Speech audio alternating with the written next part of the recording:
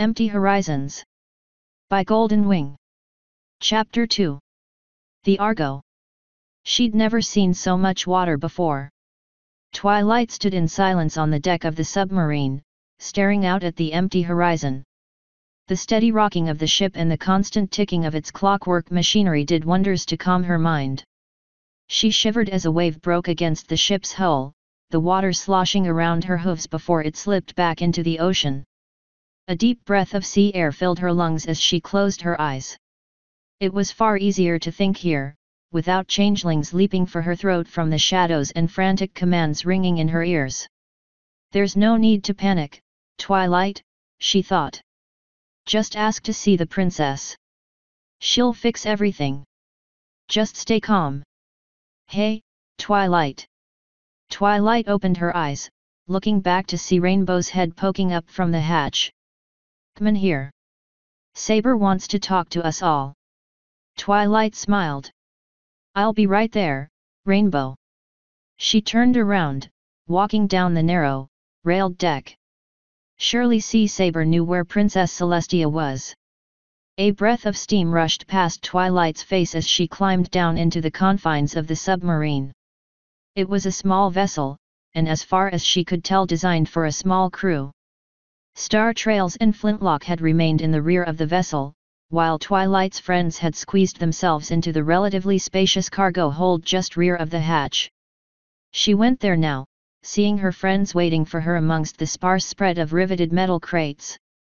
Fluttershy, still unconscious, had been laid gingerly across a longer, rectangular crate, her head resting on a folded-up towel. Twilight stepped up to Fluttershy's side, glancing to her friends. She still hasn't woken up. Rarity shook her head, frowning. I don't know, dear. There hasn't been a peep from her since we came to this wretched place. She'll be fine, Applejack said, tipping her hat back. She might not act it, but shy's tough. Ain't no need to worry about her. Twilight looked up to see Saber enter the room, now wearing a plain, gray-green tunic instead of her armor. A cutie mark of a scimitar with a curving trail of water adorned her flank. We have a doctor back home that can look at your friend. He's on the way here, she said. Back home, hey? Rainbow asked skeptically. And where's that, exactly? Hayden, Saber said. Our ride will be here soon enough. Oh, great! Twilight said, clapping her hooves together. Just a little while longer and she'd know what to do. When can we see the princess? Saber arched a brow, looking between the six mares curiously. The princess? You want to see the princess? Yes. Twilight giggled nervously, taken off guard by the mare's tone. I'm sure she'll be excited to see me again. I'm her most faithful student, after all. Saber let out a thoughtful little grunt. Miss. Call me Twilight, please.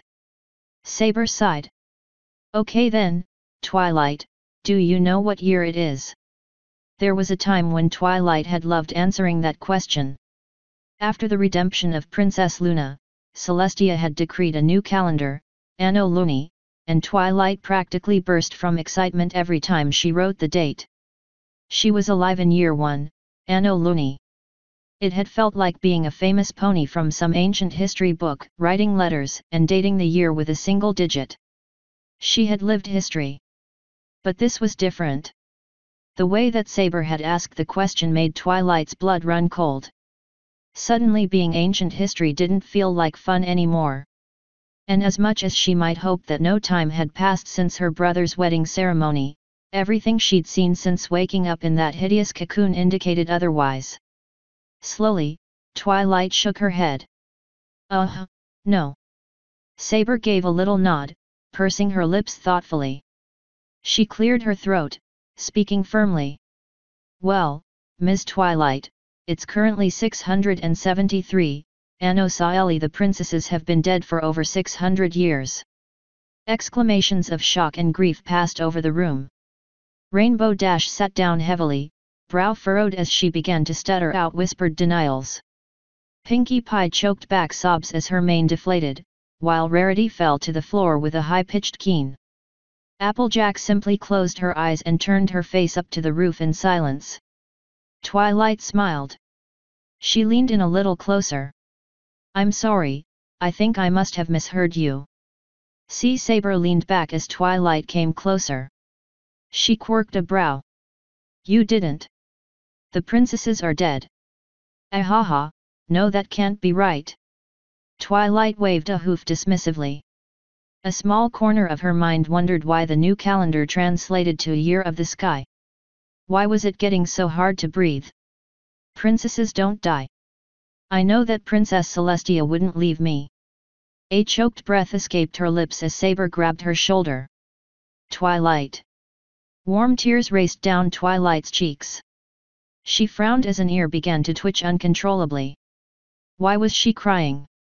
There was nothing to be sad about. Everything was fine. Everything is fine. The princesses are dead, Sea Saber said. They watch over us from above, now.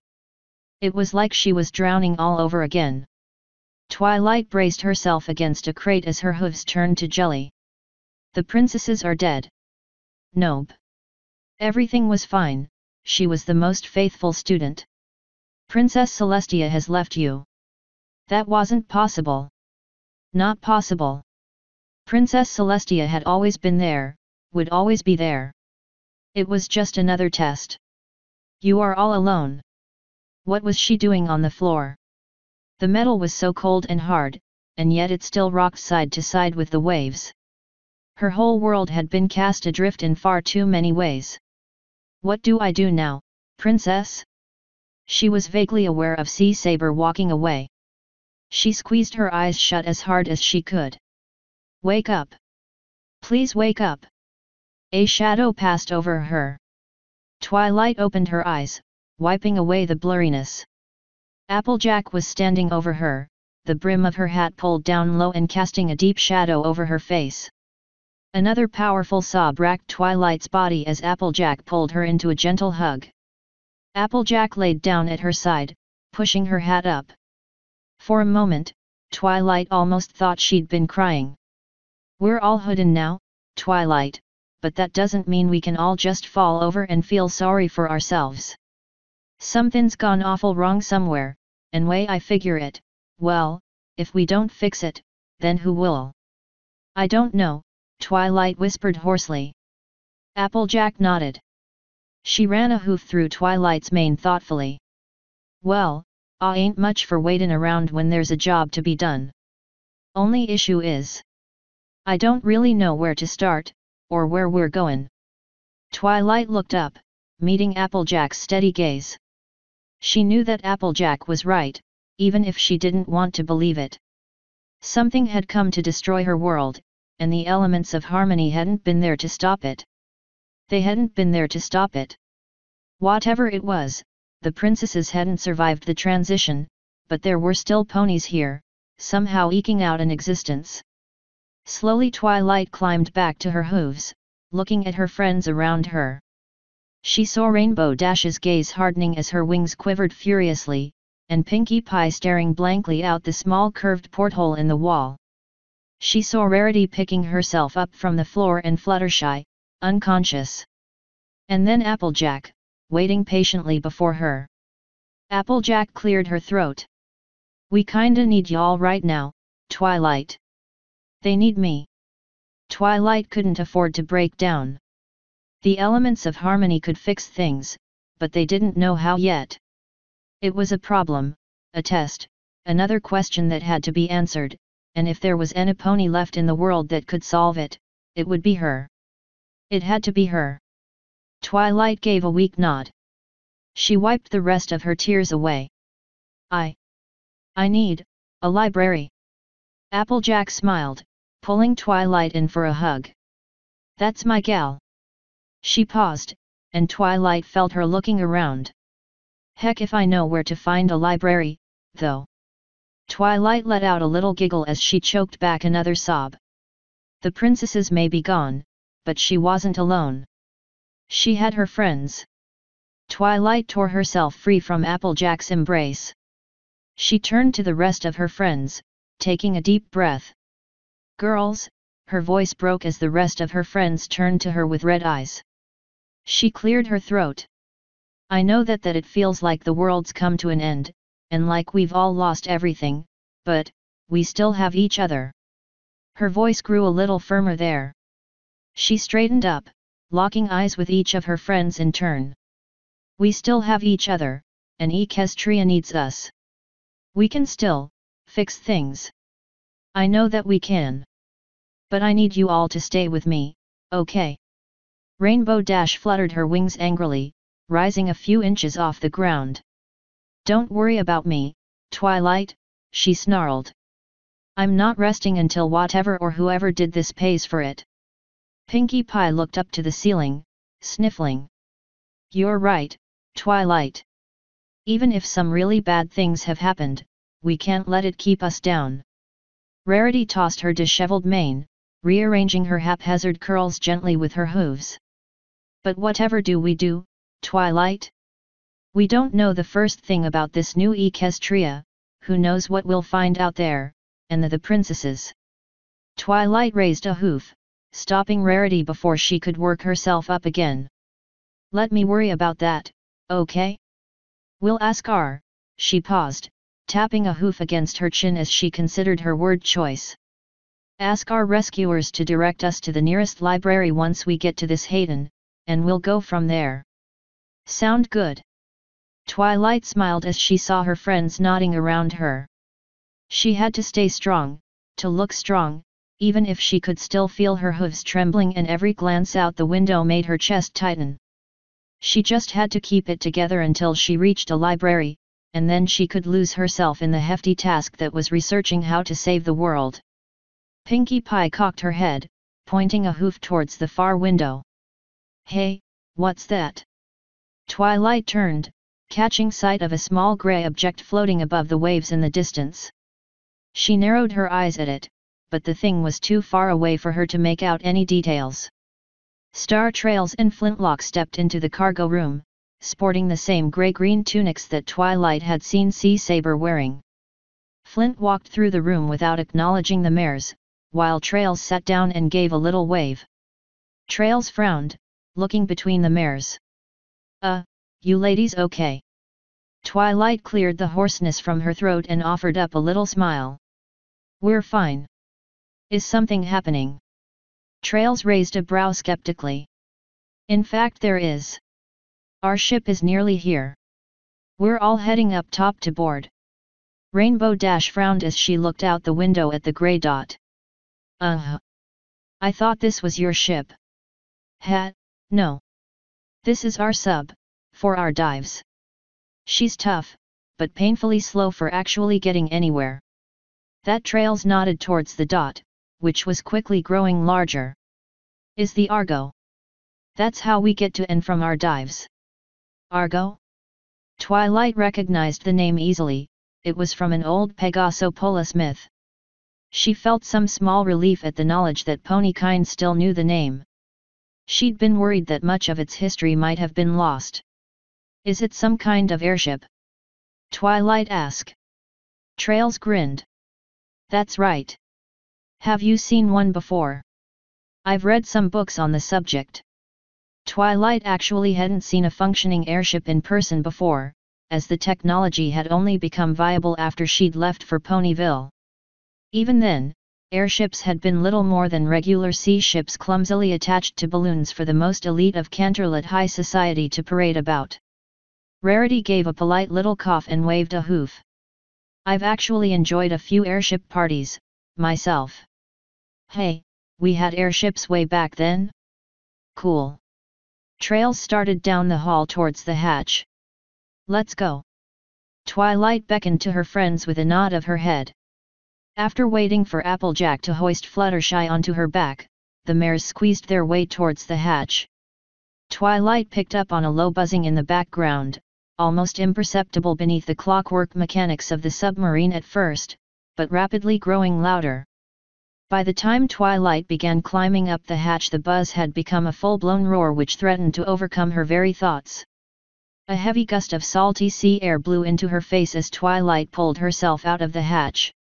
She raised a hoof to her eyes defensively, squinting into the wind as her friends climbed up behind her. The distant grey speck had crossed an alarming distance since she'd first spotted it, and the Argo now cast a long shadow over the ponies waiting on the submarine. The Argo's long, slender shape was suspended by thick cables beneath a rigid balloon. A single huge propeller on the rear of the gondola pushed the ship forward, and Twilight could see a series of small ailerons lining the top and sides of the balloon, the ship rotating clockwise as they turned. As it came closer, Twilight saw that the chassis of the Argo had a strange, elongated ring shape to it, with an open space in the middle. The ship came to a stop directly above the submarine before beginning to lose altitude. Gently it lowered itself down, the bottom of the chassis dipping into the waves as it surrounded the submarine. Twilight flattened her ears against her head in a vain attempt to shut out the roar of the airship's engine. The submarine rocked side to side as the propeller began to kick the waves up higher. There was a barely perceptible hiss of steam, and then a vibration which Twilight felt in her hooves. The rocking of the submarine came to an abrupt stop. The movement returned as suddenly as it had stopped, but now the submarine was actually rising. Twilight instinctively lowered her stance at the unexpected motion. Looking around, she saw her friends following suit, while their rescuers simply held on to the railing. The water ran off the deck of the ship for the last time as it rose out of the sea. A pair of metal ramps fell down onto each side of the submarine, clamping onto the railings with thick hooks as a trio of steps unfolded from each one. Twilight felt a hoof tapping on her shoulder.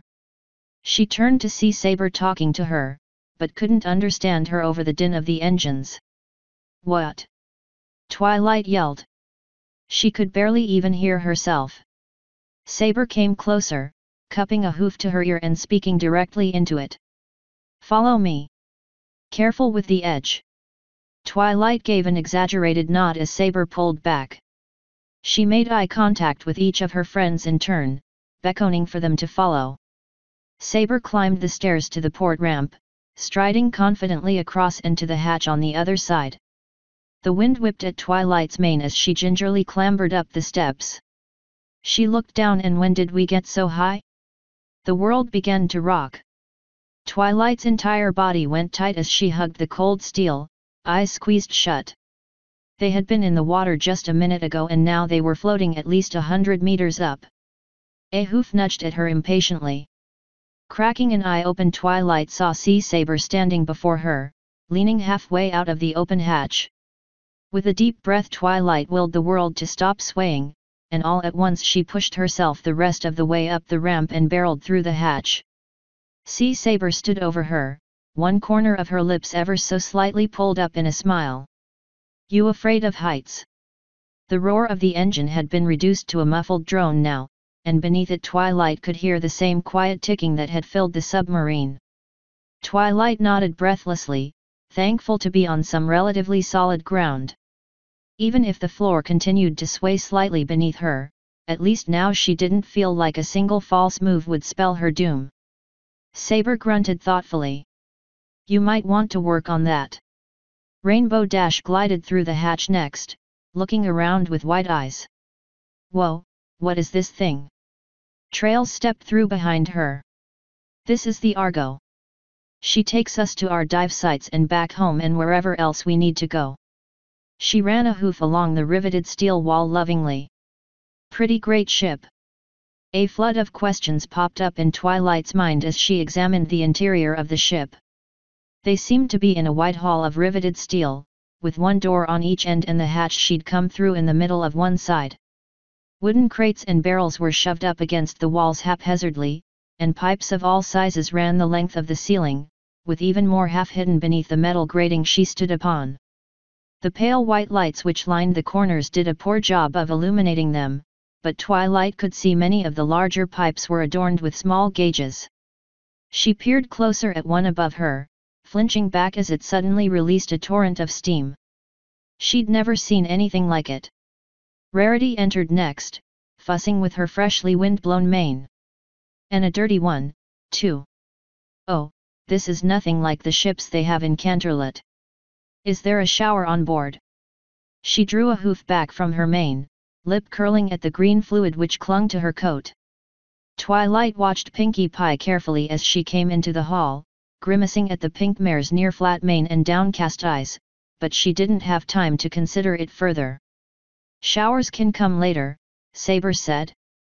Let's get you all settled, first. Applejack let out a hefty sigh as she carried Fluttershy inside. Y'all mentioned a doctor. Saber nodded. Come with me. Twilight followed Saber down towards the aft door, marveling as it opened itself when they drew near. She didn't pick up on any magical enchantments, but she did see gears ticking away within the frame. Is this whole ship mechanical? Glancing back, she saw Flint and Trails leaving through the opposite door. Saber led Twilight and her friends into another hall, this one curving towards the opposite side of the ship and lined with doors.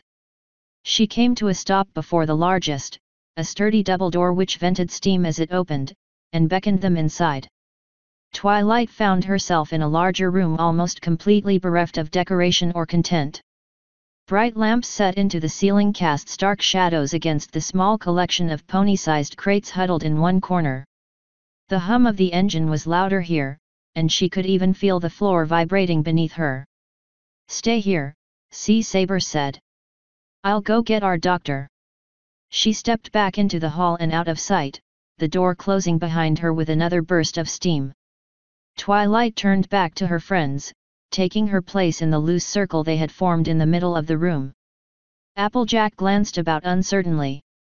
I hope this isn't what she meant by get settled. It's all hard places. She shifted Fluttershy's position on her back. Rainbow Dash flew up a little higher and scanned the room with a lazy spin. Do they not have beds in the future or something? I don't think they were expecting to find us, Twilight said. She walked up to the wall where one of the metal plates had been removed, leaning closer to the clockwork machinery within. Flint said something about looking for salvage. She heard Rarity scoffing behind her. Salvage? There was nothing back there but a bunch of rubble. Her voice began to quiver, and Twilight imagined her raising a hoof to her forehead dramatically. All of those beautiful tapestries. Twilight cocked her head, brow furrowing as she inspected the guts of the ship. Even in just the small area visible to her she could see half a dozen gears interlocking, ticking away in service of some indistinguishable purpose. She found herself wondering what it was that drove all the gears. It couldn't be magic. She hadn't sensed even the slightest enchantments anywhere aboard the Argo, but Twilight couldn't muster any other means of deriving the necessary energy. Hey, do you guys hear that? Rainbow asked. Oh, it sounds like somebody's coming, Rarity said. Applejack took a deep breath through clenched teeth. They better be bringing a bed with them. Twilight's ears flicked at the sound of two sets of hoof steps approaching from out in the hall. She turned away from the machinery, watching the door expectantly as it vented steam. The voice of an irritable stallion drifted into the room as the door opened. I can't believe you're going along with this charade, the voice said. It's unlike you, Saber. Did Trails put you up to it? You know you could just tell me if you didn't bring anything back up, it's not a matter of who was right or... The voice cut off abruptly as the stallion stepped into view. The mug he'd been holding in one hoof dropped to the floor and shattered loudly as his jaw dropped. Saber came into view behind him. But for the record, Dusty, I was right. Twilight shifted about uncomfortably as Dusty eyed her and her friends with wide, bespectacled eyes. He visibly swallowed, pulling his glasses off with a hoof and rubbing some invisible filth away before placing them back on his muzzle. His horn gave off a glow so faint that Twilight almost didn't notice it, and she saw him magically draw his old brown jacket tighter. You see, Saber? Dusty exclaimed, still staring. You've found them in there. Hey, don't talk about us like we're not here. Rainbow said. Applejack looked between Dusty and Saber, narrowing her eyes. Is that the doctor y'all talked about? And did ya bring a gosh darn bed? Dusty ignored the comments, instead walking straight up to Rarity and reaching a hoof up towards her mane. "Who are you?" Rarity stepped back gingerly and offered up a polite little smile. "My name is Rarity, pleasure to meet you." "And you are?" Dusty swept past her, his eyes drifting over each of the assembled mares before finally coming to rest on Twilight's flank. "Sweet Celestia." He looked to each of her friends' cutie marks in turn. "And they're all gifted." Twilight's ears perked up at the way he said the last word, as if it meant something significant. Resisting the urge to ask about it, she instead rose a hoof and asked, "Are you the doctor? Our friend still hasn't woken up and we really need your help with her." Dusty turned back to Saber. "You found 6 gifted in those ruins." "Dusty Tome." Saber barked, startling Twilight and snapping the stallion out of his daze. "10 to the yellow one." Dusty jumped, adjusting his glasses with a hoof. His eyes alighted on Fluttershy as if for the first time. "Oh, yes, sorry." He trotted up to Applejack's side, sliding out of his saddlebags and leaving them at his hooves. Applejack cleared her throat intently. "Hey Ham. Y'all got a bed or something I can lay her down on?" No, that's quite all right," Dusty said. He fished about in his bags with a hoof, pulling out a stethoscope and laying it on Fluttershy's chest. After a few moments he hummed thoughtfully, placing the stethoscope back into his bag. "Well, a cursory inspection shows no damage. Are you sure she isn't just sleeping?" Rainbow Dash crossed her hooves. "Sleeping?" she deadpanned. Pinkie Pie spoke up from the corner she'd been sitting in, peering around her mane. "We were just chased through the super creepy ruins of what used to be the biggest city in the world by a horde of freaky mutant changelings, and you think she's been sleeping?" Her voice rose suddenly with the last word, and she began to advance on Dusty Tome. "What kind of doctor are you?" she yelled. "She's not sleeping, she isn't okay, and you need to fix her." Twilight flinched back at the sudden outburst. Pinkie Pie was now face to face with a very shocked Dusty, her chest heaving and her face almost completely hidden behind her mane. "Wow!" Dusty's eyes darted side to side. A nervous little chuckle escaped his lips. "Yes, of course. Just, right this way. I have a clinic on board, this way as it were." His voice trailed off into unintelligible mumbles as he ducked out into the hall. As one Twilight and her friends made to follow. Saber frowned, raising a hoof. "Do you all need to go?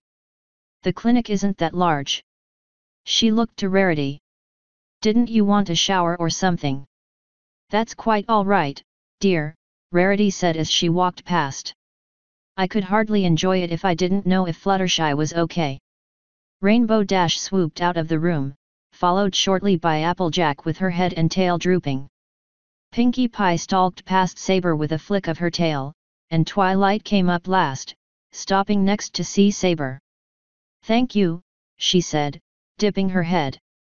"For getting us out of there, and for the help with our friend." Saber gave a curt nod. "You probably don't want to fall behind." "Right, of course. It's just," Twilight gestured with a hoof at the ship around her. "Once we have time, I'd really like to sit down and talk. We have a lot of questions." "Hat." Saber began to walk away, down to the opposite end of the curving hall. "Don't you worry, miss. I'm sure we'll all have more." Twilight watched in silence as Saber stepped out of sight, lingering for just a moment before trotting down the path her friends had taken. A passing porthole treated her to the sight of an infinite ocean of water. How could this have possibly come to be? The last thing she could remember clearly was Chrysalis revealing herself at her brother's wedding, and Princess Celestia rising to challenge her. Everything after that was hazy. Glimpses of running and panic, flashes of light and sudden darkness. And now here she was, who knew how many years in the future, in a strange ship surrounded by strange ponies. Canterlot was in ruins, the princesses were gone. She didn't even want to think about what might have happened to Spike, and the whole world was well underwater. Even now, the experience was so surreal that Twilight still reserved some hope of it all being some crazy nightmare. That she would wake up warm and safe under her sheets with Spike at her side, and her biggest worry would be her post-wedding hangover. But as much as Twilight might hope, she knew that it wasn't a dream. She couldn't hide behind the hope that it was. She passed another pair of doors before arriving at the end of the curved hall. Once again she watched with wide-eyed amazement as the door vented steam and opened itself, with no interaction from her whatsoever. Catching sight of her friends, Twilight picked up the pace, crossing the threshold into a skinny hall much like the one she had first entered the Argo in. She caught up to the group just as they passed through the door at the far end of the hall, coming out into another wider, curved hallway. Twilight found herself following behind Pinkie Pie. She watched the pink mare in an anxious silence, unsure of what or even if she should say. She'd seen Pinkie like this only once before, when she'd forgotten about her own birthday, but somehow Twilight got the sense that this time it was worse. Dusty led them up a flight of stairs which led into a wide, straight hall that Twilight figured to run down the middle of the ship, just under the balloon. Many of the doors here were made of plain wood, though she did pick out one of the strange mechanical doors at each end of the hall. Dusty Tome shot a nervous grimace back at the following mares as he opened the nearest wooden door. The ponies filed into the room one by one, with Twilight just barely having space to squeeze in herself. There was scarcely any standing space left in the clinic, which was already cramped enough as it was with the array of equipment shoved up against the walls. Along one side a clean steel counter carried a haphazard array of gleaming metal tools, with the cabinets above it hinting at even more. Twilight's eye, however, was caught by the selection of instruments along the opposite wall, each one decorated with a dizzying array of gauges labeled in a flowing, fine print. Dusty flicked a switch on the largest such instrument with his hoof, causing the pistons on the back to slowly come alive as it vented steam. "Okay, lay her down there, please." Dusty pointed to the bed pushed up against the center of the far wall. "Finally," Applejack grumbled. She grunted as she rolled Fluttershy onto the bed, straightening up afterwards with a relieved sigh. Dusty tugged at a thick rubber collar hanging from the device, pulling out some slack. The collar had a hinge on one side, and he opened it with a quick flick before sliding it into place around Fluttershy's neck. He grabbed a small bellows attached to the device and pumped it a few times, causing the collar to inflate. The needles in the device's gauges began to bob up and down as the collar tightened around her neck. Twilight saw her friends shifting about uneasily as Dusty squinted at the gauges. He tapped a hoof against his chin thoughtfully. "That's awful strange," he muttered. "Well, what is it?" Rainbow Dash asked, flicking her tail. "Oh, Dusty straightened up, flicking on another, smaller instrument. "It's nothing. Nothing at all." He began to spin a selection of labeled gears on the side, frowning. Applejack raised a brow. "Nothin'. Whatever do you mean by that, darling?" Rarity asked, cocking her head sweetly. "It can't be nothing," Twilight said, pointing at Fluttershy. "She's been unconscious for 4 hours. Tell us what it is." Dusty jumped, his eyes darting about at the verbal assault. "No, I think you misunderstand. She's perfectly fine." "Well, if she's perfectly fine, then why is she still so sleepy?" Pinkie demanded. I am not sure," Dusty said. Twilight watched with narrowed eyes as he walked over to one of the cabinets and pulled out a dusty hoof-held device. "She appears to be perfectly fine. It really does look like she's just sleeping." Applejack stared at Dusty flatly. "Sleeping?" Rainbow Dash fluttered her wings irritably. "There's no way. She wakes up at the slightest thing." "Oh, hang on, maybe." Dusty scratched his chin thoughtfully as he looked down at the device. "Spit it out," Rainbow said. "It seems that your friend is in some kind of..." Dusty trailed off, waving a hoof in the air before continuing. "Well, she's perfectly fine, nothing wrong with her physically, at least it must be a magical affliction, of some sort." magical. Twilight's blood ran cold at the word. Oh, no no no no. Is it some kind of curse? A hex? Maybe a jinx or when was the last time I read about arcane maledictions? I'm not prepared, I need a library, I need to study. There's no need to panic. Dusty raised his hooves calmingly. She's perfectly safe, just sleeping, as far as I can tell. If she isn't waking up, then the problem must be of a magical nature, but it doesn't seem to have actually harmed her at all. Twilight closed her eyes, forcing herself to take a deep breath and calm her racing heart. So she's fine. She's okay. Okay, so what's wrong with her then? Rainbow asked. You're a unicorn, shouldn't you have some spell or something to figure it out? Dusty shook his head. I'm afraid not. I don't know how things may have been where you came from, but we don't have much magic here. I'd be surprised if you could even find a doctor capable of treating it. Twilight sat back on her haunches, a wave of relief washing over her. She'd been worried that it might have been something else, perhaps internal bleeding, or a concussion, but magic, that was something she understood. Magic was a problem that she was very well familiar with, a problem that she could solve herself. Fluttershy would be fine. When she opened her eyes, it felt as if some great weight had been lifted from her shoulders. Even with everything that had happened, this small relief was a sliver of light in the darkness. All was not lost. Now she just needed to find a library. Author's note. Stay tuned for next time, and see our heroine's arrival in Hayden. End author's note.